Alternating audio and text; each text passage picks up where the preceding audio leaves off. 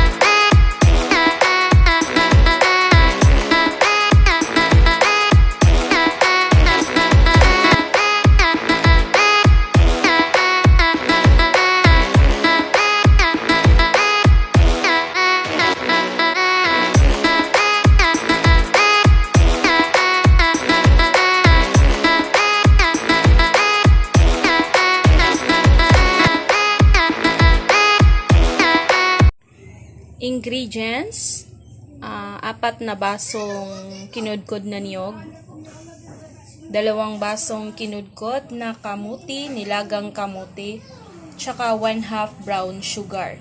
Yan lang po yung ingredients natin guys sa paggawa ng Camote Bar o Camote Candy. So ang gagawin natin guys, ihalo natin ang ating mga ingredients. Ito yung ginagamit kong baso guys, baso ng Nescafe.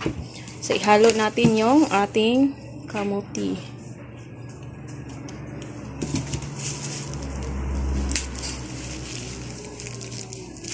Tapos ang ating brown sugar.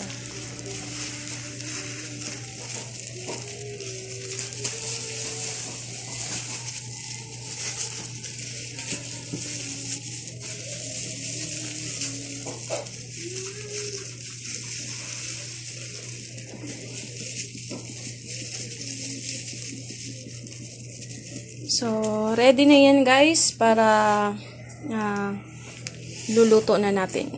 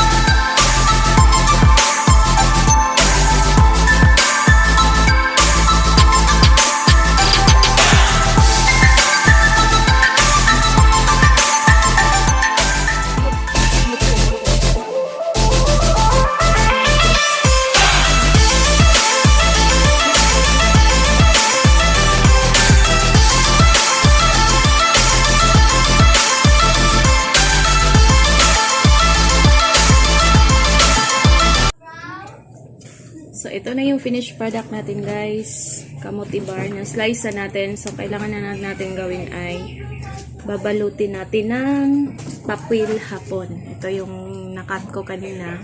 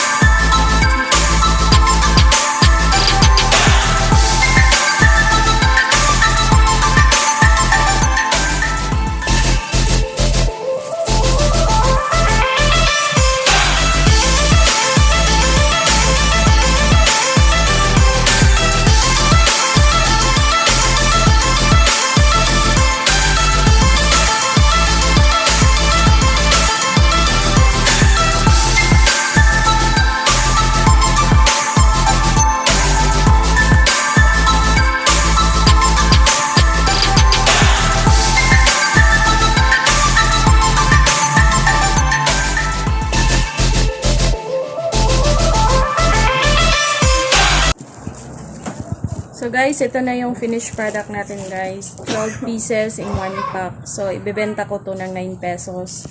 Para meron din yung store, meron din silang tig 1 peso every pack.